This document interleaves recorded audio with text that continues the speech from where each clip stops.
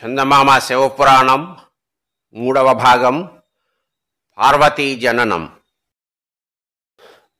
మేనక హిమవంతులు తమ ఇంటికి తిరిగి వెళ్ళి సుఖంగా ఉన్నారు. కాలక్రమాన మేనక గర్భవతి అయ్యి 5 గ్రహాలు ఉచ్చదశలో ఉన్న సమయంలో మైనాకుడు అనే కొడుకును కన్నది.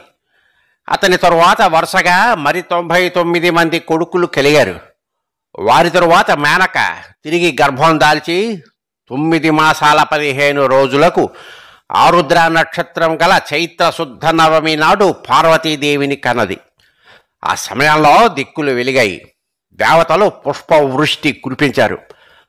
బ్రహ్మ, విష్ణువు, దేవేంద్రుడు మొదలైన వాళ్ళు పరదేవతను స్తోత్రం చేశారు.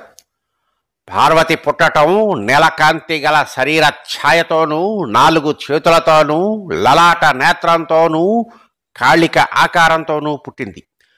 అది చూసి మేనక ఆమెను మామూలు మానవ శిశువు రూపం ధరించమని ప్రార్థించింది.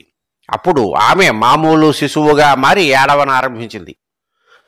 తనకు కుమార్తె కలిగిందన్న వార్త విని హిమవంతుడు పరమానంద భరితుడై పురోహితులను బ్రాహ్మణులను వెంటబెట్టుకుని పురిటింటికి వచ్చి పచ్చకర్పూరపు దీపాలు వెలిగింపజేసి కస్తూరీ జలం చల్లించి నృత్యగానాలు ఏర్పాటు చేసి బ్రాహ్మణుల చేత ఆశీర్వచనం చేయించి వారికి ధనము, ధాన్యము, బంగారు ఆభరణాలు, పట్టు పీతాంబరాలు ఇచ్చి కొడుకులతోనూ కూతురితోనూ సుఖంగా జీవించసాగాడు.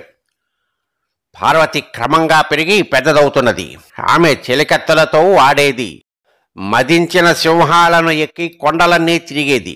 గుహలలోనూ ఇసుక తిన్నెల మీద దాగుడు మూతలాడేది. తాను తల్లి అయినట్లు, తన చెలికత్తెలు పిల్లలైనట్లు వాళ్లకు పళ్ళు పంచిపెట్టేది. బంతులతో ఆడేటప్పుడు ఒక బంతిని తన స్నేహితురాళ్లకు చూపించి, ఇది బ్రహ్మాండం, దీన్ని నేను ఇలా ఆడిస్తాను అనేది. బొమ్మలతో ఆడేటప్పుడు వాటికి బ్రహ్మ, విష్ణు, మహేశ్వరుడు అని పేరు పెట్టి, నేను వేళ్లను ఆడిస్తున్నాను అనేది.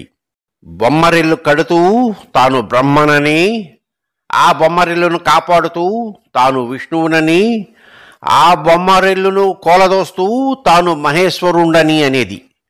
ఈ విధంగా పార్వతి బాల్యం వెళ్ళబుచ్చి విద్యాభ్యాసం ప్రారంభించింది. సకల విద్యలో నేర్చుకున్నది. ఆమె అస్తమానము పరమేశ్వర ధ్యానం చేస్తూ సామగానంతో స్తుతిస్తూ నిత్య సంతోషిగా కాలం గడిపేది. అలాంటి సమయంలో చెలికత్తెలు పార్వతి అని పిలిస్తే పలికేది కాదు, శివాణి అని పిలిస్తే వెంటనే పలికేది. ఎప్పుడూ సింహాన్ని ఎక్కి తిరిగేది. అలా తిరిగేటప్పుడు ఒక్కోసారి ఆమె చేతిలో విల్లు, బాణాలు, శూలము మొదలైన ఆయుధాలు కనిపించేవి. ఆమె సింహాన్ని తప్ప మరొక వాహనాన్ని ఎక్కటం కానీ ఇతర ఆయుధాలు ధరించటం కానీ ఎన్నడూ చెయ్యలేదు. ఒక్కొక్కప్పుడు వీణ వాయిస్తూ ఆనందించేది. విద్యాధరలను మించి పాడేది, నృత్యం చేసేది. శివుడి రూపం చిత్రించి తన చెలికత్తెలకు చూపేది. ఇలా ఉండగా ఒకనాడు నారద మహాముని హిమవంతుణ్ణి చూడడానికి వచ్చాడు. హిమవంతుడు నారదుడికి ఎదురు వెళ్ళి భక్తితో పూజించి తీసుకువచ్చి కూర్చోబెట్టి పార్వతిని పిలిపించి ఆమె చేత నారదుడికి నమస్కారం పెట్టించి తన ఒళ్ళో కూర్చోబెట్టుకుని, ఈ పిల్లకు ఎలాంటి భర్త వస్తాడో చూడండి అన్నాడు ఉత్సాహంగా. నారదుడు పార్వతి చేతిలో గల గజ, మత్స్య, అంకుశ రథరేఖలు చూసి, హిమవంత, నీ కూతురి చేతిలో పరదేవత లక్షణాలు ఉన్నాయి. ఈమె మూలంగా మీకు గొప్ప కీర్తి వస్తుంది. లక్ష్మీ సరస్వతులతో సమానమైన గౌరవ పూజలు ఈమెకు జరుగుతాయి. ఈమెకు తగిన భర్త శివుడే.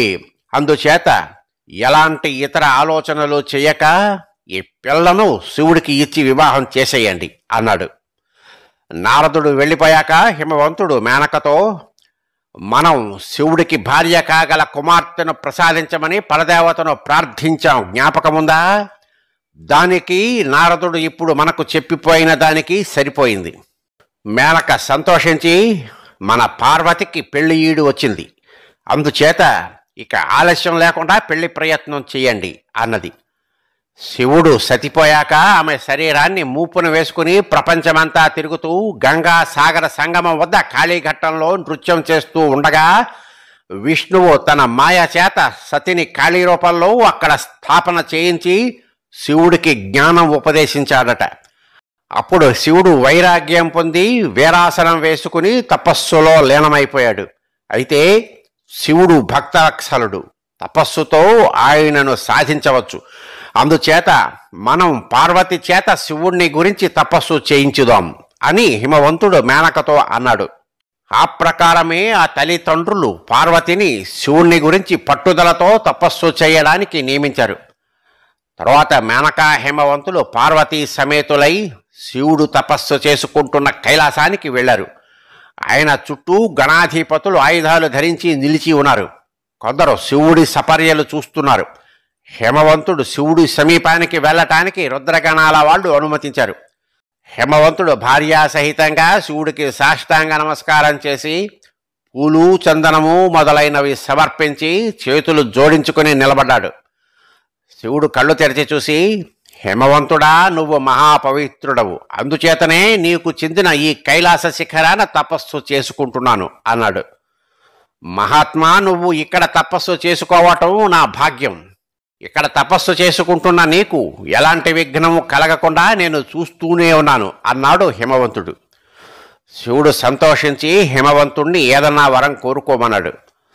నా కుమార్తె పార్వతి నీకు పరిచర్యలు చేయటానికి ఉత్సాహపడుతున్నది, ఆమె అలా చేయటానికి అనుమతించు అన్నాడు హిమవంతుడు. తపస్సు చేసుకునే వారికి స్త్రీల పరిచర్యలు తగవు, కావాలంటే నువ్వు వచ్చి పరిచర్యలు చేసి వెళుతూ ఉండు అన్నాడు శివుడు. నా కుమార్తె కన్యక మహాదేవి వరాన పుట్టింది. నీవంటి విరాగికి ఆమె వల్ల తపోభంగం ఎలా కలుగుతుంది? నా కోరిక మన్నించి నా కుమార్తె పరిచర్యలు స్వీకరించు అన్నాడు హిమవంతుడు. శివుడు సరేనన్నాడు. సతీదేవి పోయాక శివుడు కైలాస పర్వతానికి వచ్చి తపస్సు ప్రారంభించిన తరువాత ఒకసారి శివుడి తపస్సు యొక్క వేడికి ఆయన నుదిటి నుండి ఒక చెమట బిందువు భూమి మీద పడింది. అప్పుడు ఆ బిందువు నుండి ఒక కుమారుడు పుట్టాడు. అతను ఆజానుబాహువు, ఎర్రని శరీర ఛాయ కలవాడు, స్థూలకాయుడు.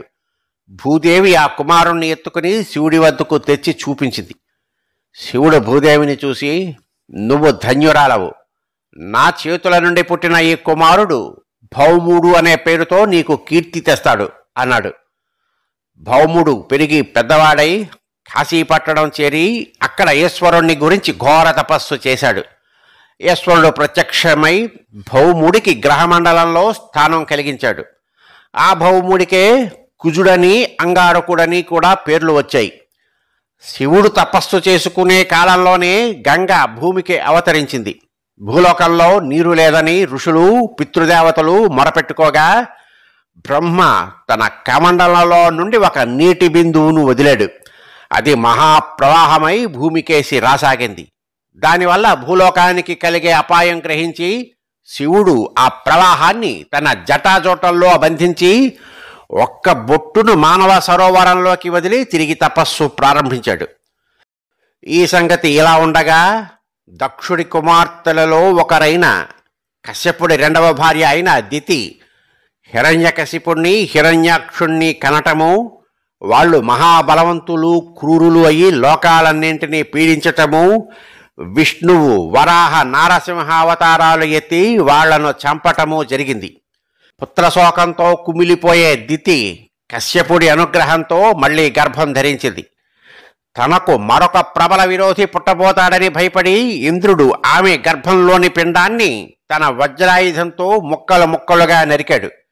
అయితే కశ్యపుడి అనుగ్రహం చేత పిండఖండాలు చావక దితి కడుపున మరుత్తులుగా పుట్టి ఇంద్రుణ్ణి సేవించటానికి వెళ్ళిపోయారు.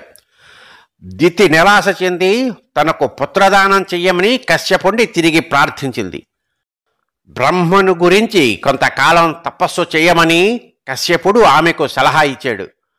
దితి అలాగే చేసి అనంతరం కశ్యపుడి అనుగ్రహంతో వజ్రకాయుడైన ఒక కొడుకును కన్నది. వాడి వజ్రాకాయం చూసి తల్లిదండ్రులు వాడికి వజ్రాంగుడు అని పేరు పెట్టారు.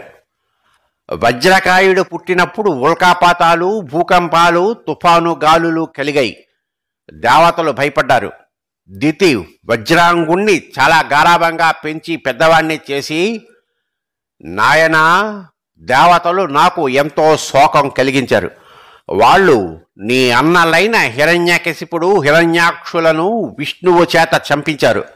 మరుత్తులు నా గర్భంలో ఉండగా ఇంద్రుడు నా గర్భాన్ని నరికాడు. నువ్వు దేవతల మీద యుద్ధం చేసి నా పగ చల్లార్చు అన్నది. తల్లి ఇలా అన్న మీదట వజ్రాంగుడు రాక్షస సేనలను చేర్చి రణభేరి మ్రోగించి దేవేంద్రుడి పట్టణాన్ని ముట్టడించి దేవతలను చావగొట్టి దేవేంద్రుణ్ణి బందీగా తీసుకుని స్వర్గాన్ని స్వాధీనం చేసుకున్నాడు. ఈ వార్త విని పరమానంద భరితురాలయ్యింది దితి. దేవతలు బ్రహ్మ వద్దకు వెళ్ళి తమ అపజయాన్ని గురించి చెప్పుకున్నారు. బ్రహ్మ అంతా విని కశ్యపుడితో సహా వజ్రాంగుడి వద్దకు వెళ్ళి అతడికి మంచి మాటలు చెప్పి ఇంద్రుణ్ణి విడిచిపుచ్చమని, స్వర్గాన్ని దేవతలకు తిరిగి ఇవ్వమని హితబోధ చేశాడు. నేను రాజ్యం కోసము, ధనం కోసము దేవతలతో యుద్ధం చేయలేదు. ఈ దేవేంద్రుడు దుర్మార్గుడు. వీడు నా తల్లి మనసు క్షోభ పెట్టాడు. ఆమె గర్భాన్ని ఖండాలుగా కోశాడు. వీడు విడిచిపుచ్చదగిన వాడు కాడు. అయినా మీరు చెప్పారు కనుక విడిచిపుచ్చుతున్నాను. వీడు నా తల్లిని అలా క్షోభ పెట్టకపోతే ఇప్పుడు నా వల్ల వీడు క్షోభపడి ఉండడు అన్నాడు వజ్రాంగుడు. ఈ మాటలకు బ్రహ్మ ఎంతో సంతోషించి వజ్రాంగుణ్ణి ఏదన్నా వరం కోరుకోమన్నాడు. నాకు పరబ్రహ్మ స్వరూపము, భూతదయ తప్ప ఇంకేమీ అక్కర్లేదు. అవి రెండూ నాకు అనుగ్రహించండి అన్నాడు వజ్రాంగుడు. బ్రహ్మ మరింతగా సంతోషించి వరాంగి అనే సౌందర్యవతి అయిన కన్యను వజ్రాంగుడికి భార్యగా ఇచ్చి వివాహం చేసి కశ్యపుడు మొదలైన వాళ్లతో సహా వెళ్ళిపోయాడు. వజ్రాంగుడు శివభక్తుడై సాత్విక స్వభావుడై తన పట్టణానికి తిరిగి వచ్చి ఈశ్వర పూజ చేస్తూ జీవించసాగాడు. కొంతకాలం గడిచింది. తన భార్య చేసే సేవలకు సంతోషించి వజ్రాంగుడు వరాంగితో, నీకు ఏం వరం కావాలో కోరుకో అన్నాడు. మహాబలపరాక్రమవంతుడు, దేవేంద్రుణ్ణి, దేవతలను జయించగలవాడు, ప్రపంచంలో తన కీర్తి శాశ్వతంగా నిలుపుకోగలవాడు అయిన కొడుకు కావాలి అన్నది వరాంగి. భార్య ఇలా అనగానే వజ్రాంగుడు నొచ్చుకున్నాడు. వరాంగి స్త్రీ సహజమైన చపల చిత్తంతో దేవతా విరోధి అయిన కొడుకును కోరింది. అలాంటి వాణ్ణి విష్ణువు ఎంతో కాలం బ్రతకనివాడు. అయితే వజ్రాంగుడికి మాట తప్పటం ఇష్టం లేదు. అందుచేత అతను బ్రహ్మను గురించి చాలా కాలం ఘోర తపస్సు చేశాడు. స్వస్తి.